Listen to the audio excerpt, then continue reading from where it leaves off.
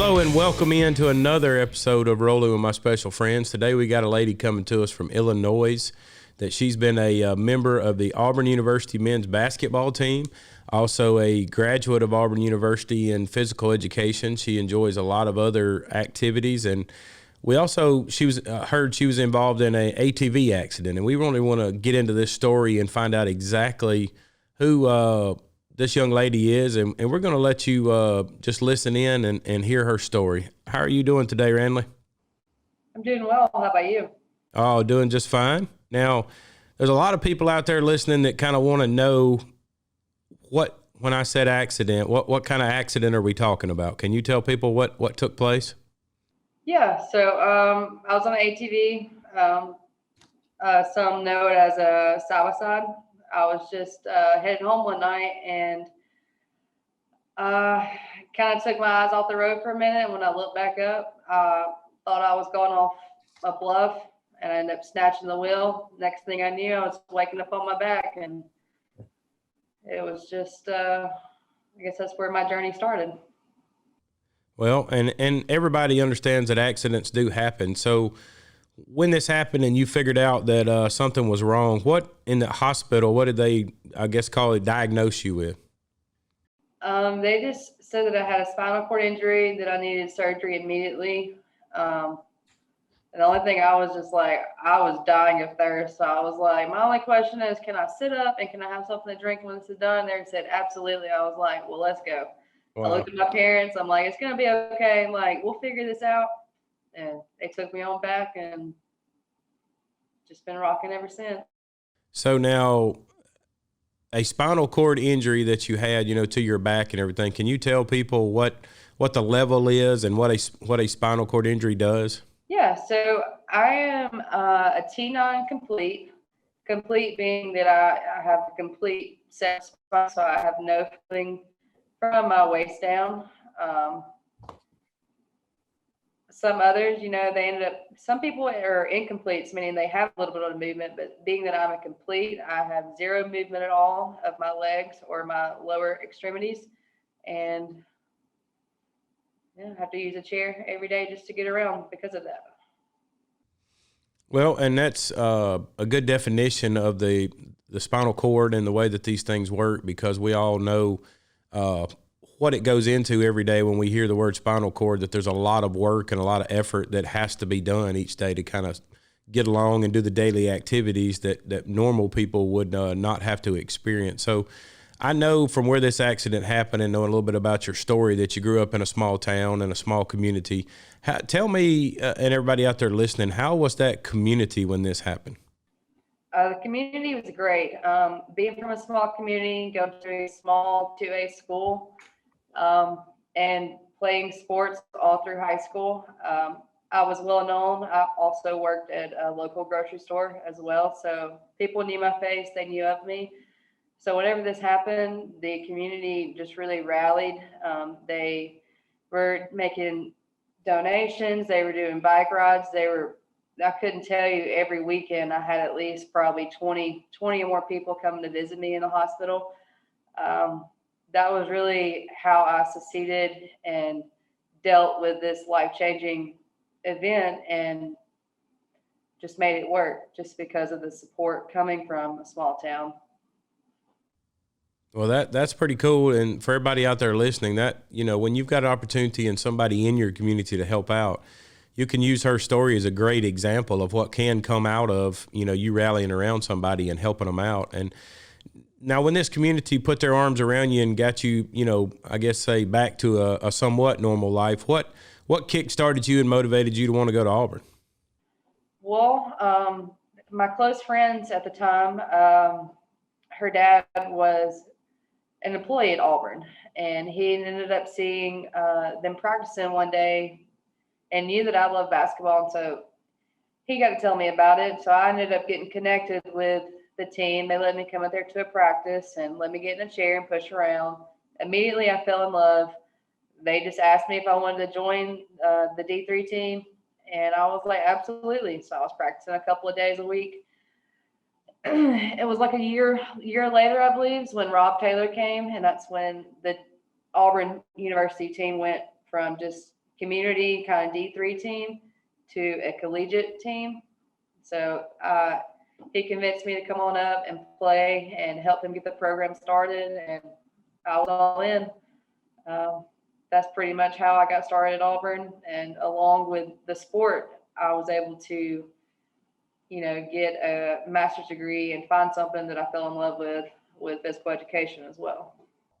Okay, now that you brought that up, tell us about the physical education and teaching. I know that we're dealing with this chair, so how do you think the transition would be, and how are kids out there, going to look at a teacher in a chair? Honestly, I was very skeptical and nervous when I first got started, just because I've been a kid. I've seen other people, and they're young. They don't know. They're not used to seeing people in chairs or somebody different from their neighbor, pretty much. So I was very nervous to get started with it. But once I finally started teaching and I got comfortable with it, the kids immediately adjusted. They didn't view me any differently. They listened to my instruction. Even in demonstrations, when I wasn't able to actually physically show them, I could bring a student up, I could talk them through it, and they could show it. So it was just learning how to adapt my teaching to what the students would understand. And okay, it was a great process. Now, in that process that went on, have you been able to get out there and intern and kind of meet a lot of kids and see how this transition works? I did. During my internship at Auburn, just my whole career, pretty much Auburn and the physical education department. I went to a number of different schools in Auburn and Lee County, taught students from kindergarten up to, I think, 8th graders were my highest that I taught. And yeah, it was great. I probably went to 5 or 6 different schools throughout my bachelor's degree at Auburn teaching. And after you made that transition of getting to see all those different schools and different kids, did it motivate you even more, or did you happen to run into some challenges and you go, okay, maybe I want to fix this? Oh, absolutely. Ran into some challenges, but I think that's just part of the job, and loving what you're doing is being open and willing to adapt your teaching style to what the students, how they're going to learn, because not every student's going to learn the same way. So it constantly makes me have to think and adapt, as well as the student to adapt. And I think that's why I fell in love with it the most, is just willing to show them there's a different way, that not everyone's the same. Everybody's different, but you're still a person. So. Right. Well, so, and tell us, kind of walk us through a little bit too of you being on the Auburn University campus. How logistically, was it tough to get around? Auburn is, it's a beautiful campus, number one. There is a lot of brick, literally everywhere. So that was a little bit challenging. You had to definitely watch out for, a brick just a little bit too high. If you hit it with your caster, you're going too fast, it's game over. But overall, accessibility wise, very accessible campus, but it is hilly. So you're definitely going to get a workout. But they're different in the fact that there's many accessible parking spots. So you can really park wherever you need to, as close as you can. So you can drive around if you're not wanting to push. So, but they've constantly been updating stuff. So like putting like the push buttons on doors to let them automatically open, adapting classrooms that are just a little bit older, just making it newer, so it is accessible for everyone. And that's what I was about to ask as well. How about the faculty and staff there? How accommodating were they?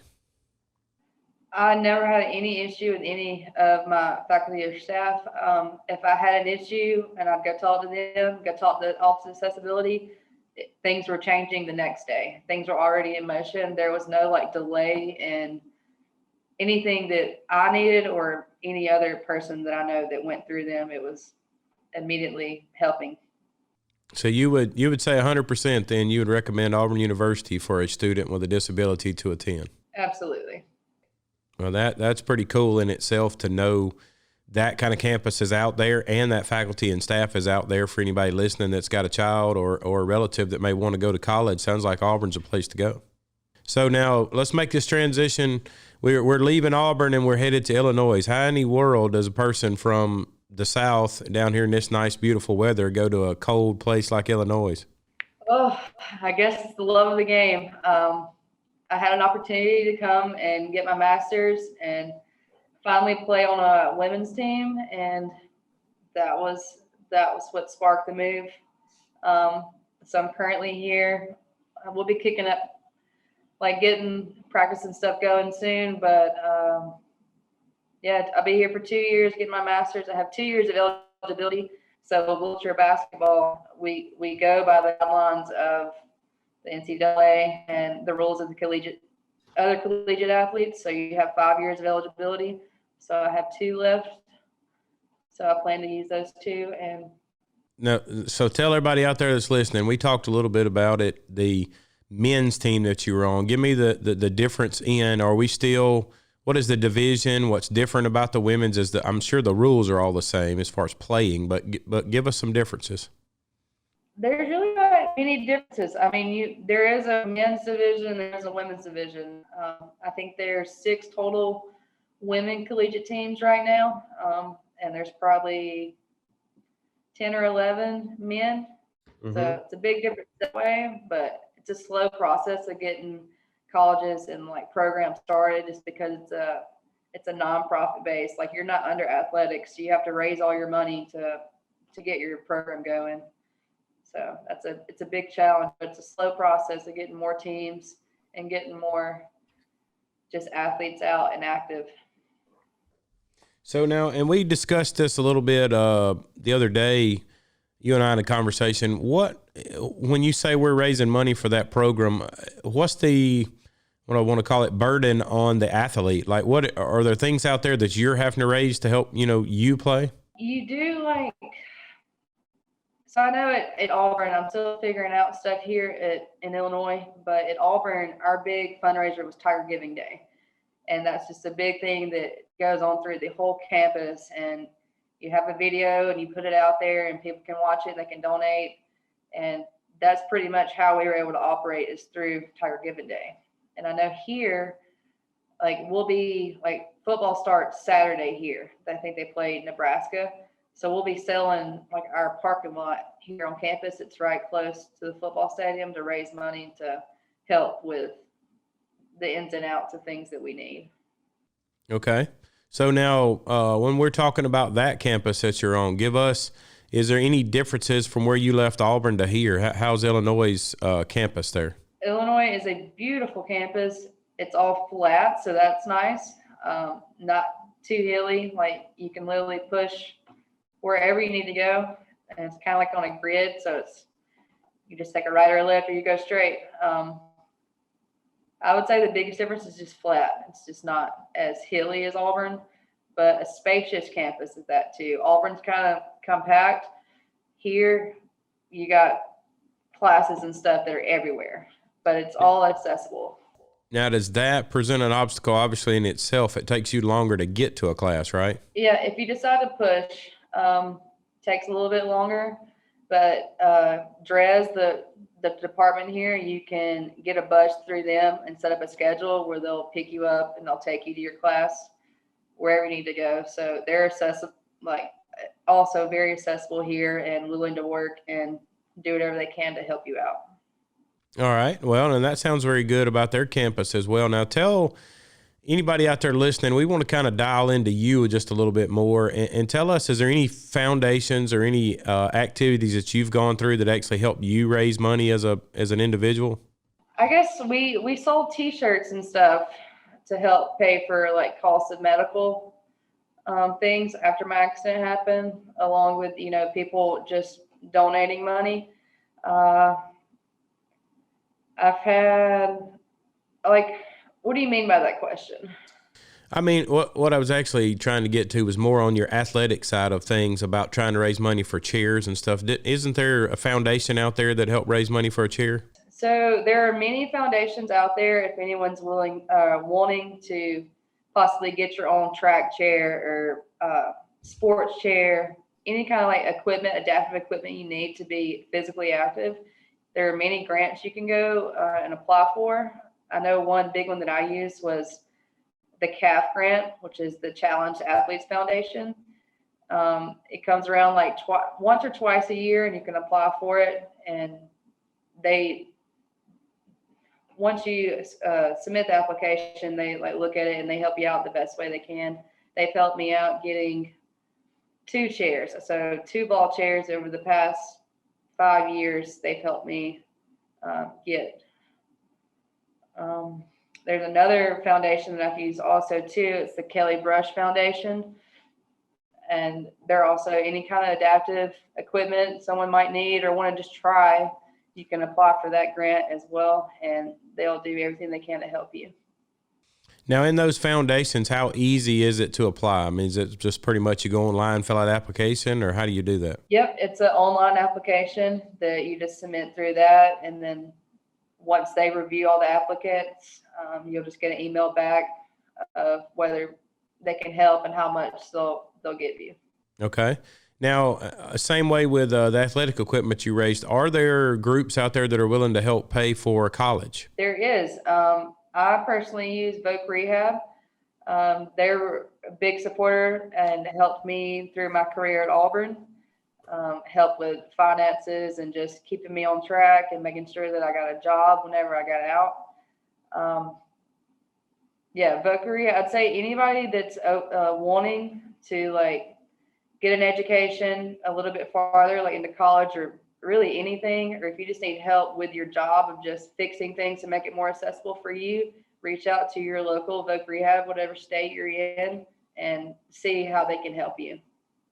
Now, in that Voc Rehab, is it the same way as people reach out to a website or you call somebody, or how's that work?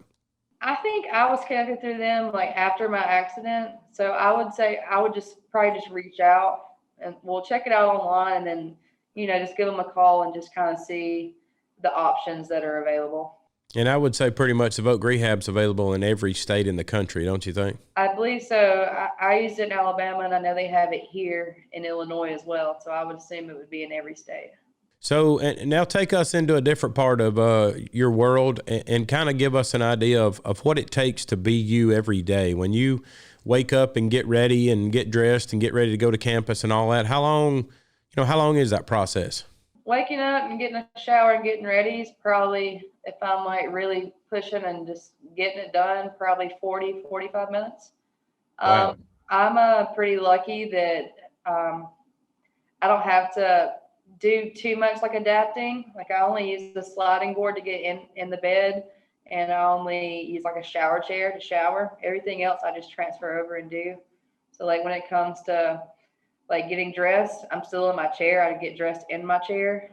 So that helps from not having to transfer back to the bed and then get back out. Like I'm very fortunate that I'm able to move enough to change in my chair and get ready in my chair. And well, that is pretty neat in itself that you have figured out how to adapt and to make these things, get into a process. Because I'm sure with all these campuses you've been on now and days you've spent in a chair, you're pretty well comfortable with the situation. Tell us now, walk us through the other parts of it. If you're getting ready to cook food, is there any kind of special diet you're on, or do you eat normal? I eat normal. Just try to maintain smaller portions, which that's something I've always kind of struggled with my weight. So it's something I'm looking to fix and to add a little bit more stuff to help maintain it, I guess. But yeah, no, I do everything. Everything's pretty much just normal. Yeah, I can't think of anything really special that I do. Okay. Well, so now tell me this. I know some of your different things out there you like to do. I heard that one of your hobbies is cooking.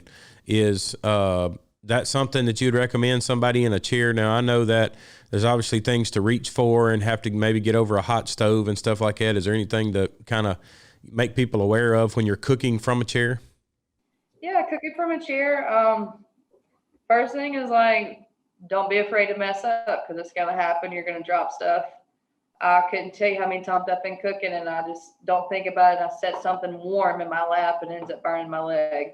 So it's just things you have to be cautious about. Make sure if you're going to work in your lap or set something on your lap to put a hot pad down or something to keep that heat from burning your skin.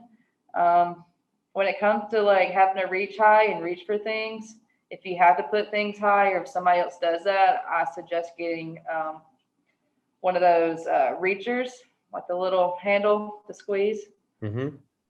Because that's one thing I'm having to learn. I've never had to really use that. I'm having to use it now here because my washer and dryer at my apartment here in Illinois is a stack on. So the dryer's on the top and the wash machine's on the bottom. So I have to use the reacher to pull all my clothes out and set it in my lap and then take it.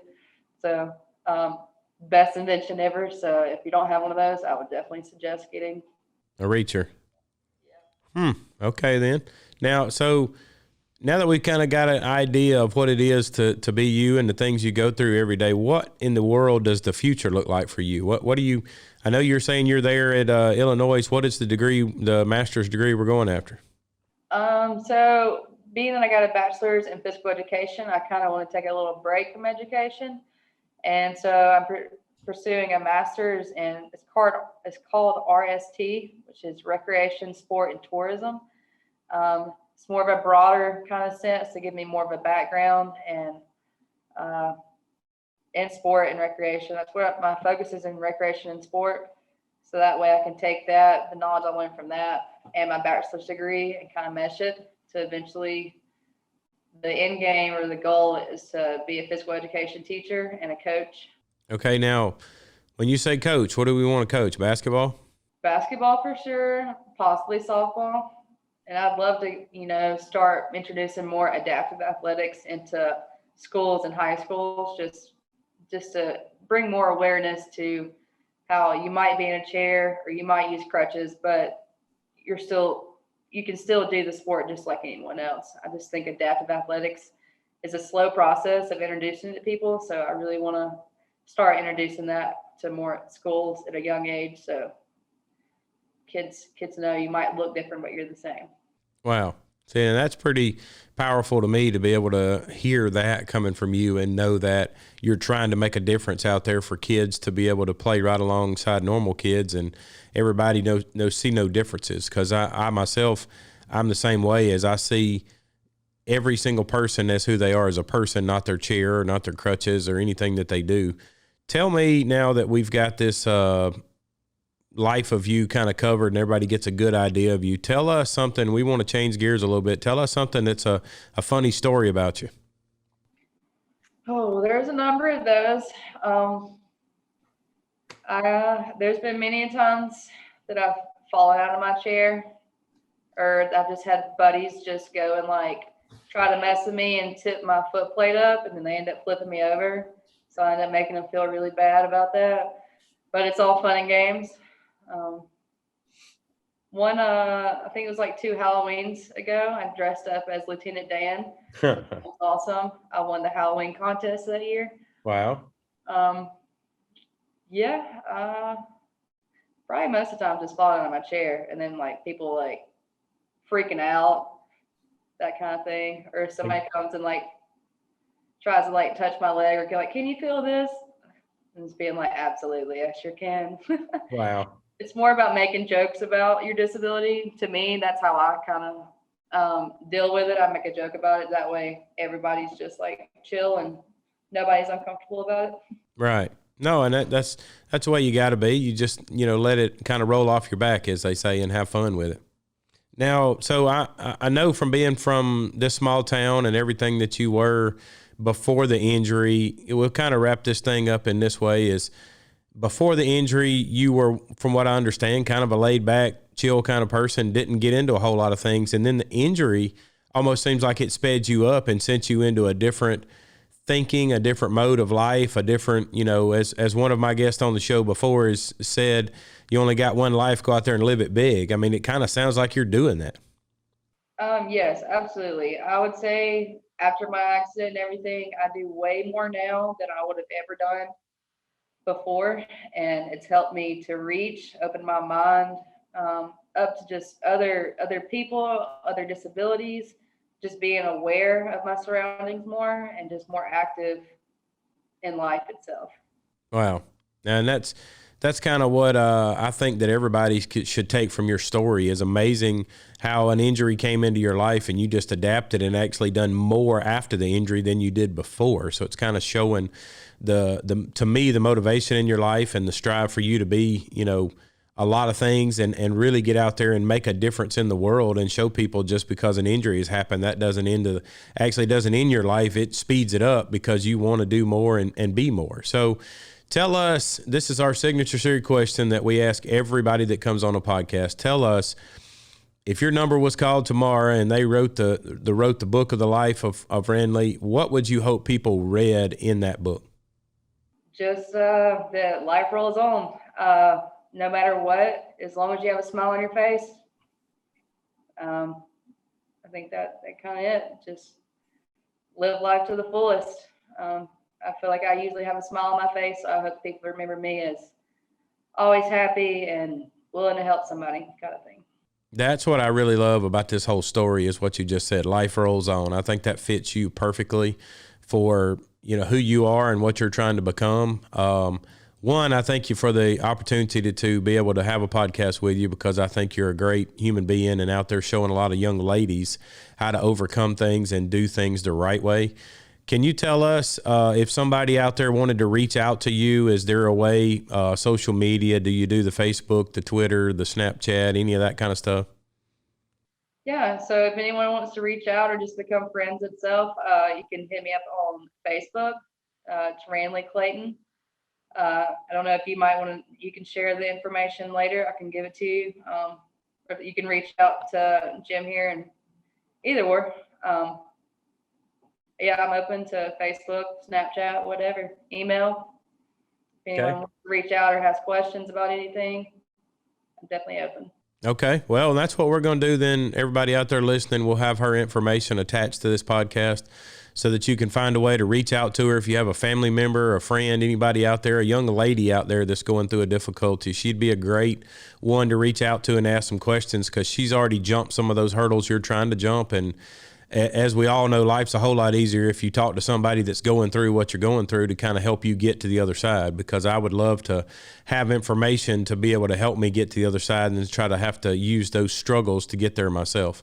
So, Ranley, thank you very much for coming on our show, and we really appreciate the time and just absolutely loved hearing your story. Yeah, no, thank you for your time and allowing me to be here. Anybody out there listening, tune in to our podcast on Apple Podcast, Podbean, Spotify, all your major places to go out there and get it and listen to us. Also, check out the website, rollingwithmyspecialfriends.com. Talk to you guys next time.